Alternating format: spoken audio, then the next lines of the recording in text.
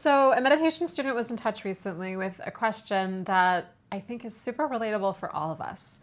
And essentially, it involves drama in the family. She sees them essentially making a lot of destructive decisions, right? We talk about creation, maintenance, and destruction. And while all three are necessary for evolution in anyone's life, in any system, too much of any one of those things throws the whole system out of balance. She was asking, what is her kind of role as the main meditator in that immediate collective of her family. Just by meditating, you are having a cooling effect not only on the greater collective of the whole world, but of the individual collectives, the families, the work cultures, etc., that you find yourself in. And this is totally true. You cannot change yourself as you do through meditation and not also change the world and everyone whom you are in contact with. That said, what is one of the most fundamental teachings of the Bhagavad Gita is that we establish ourselves in being to perform action. It is not we just establish ourselves in being and we radiate being and we are being and that eventually everybody is just going to come and see the beauty of the light of that being and change their ways, right?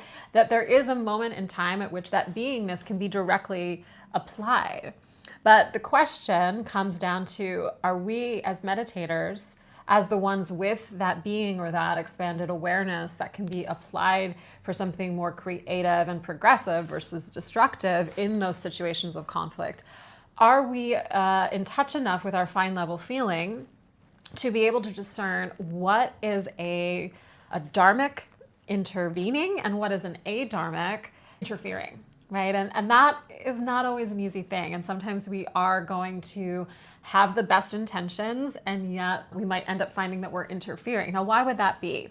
Well, if we're giving advice or we're trying to change the situation or we're getting involved or we're saying a lot from more of a small self place of, I want to control this, it makes me uncomfortable, if only they did this, it would be better, of somehow feeling that we want to manipulate the situation either to pacify something in ourselves or because of some impatience or other anxiety that the situation brings up in us.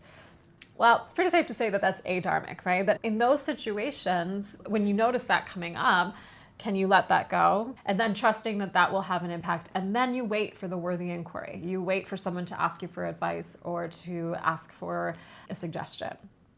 And so in the next video, we will talk about what the more, quote, dharmic feeling internally would look like for when we can actually intervene and expect to have a copacetic effect on that situation.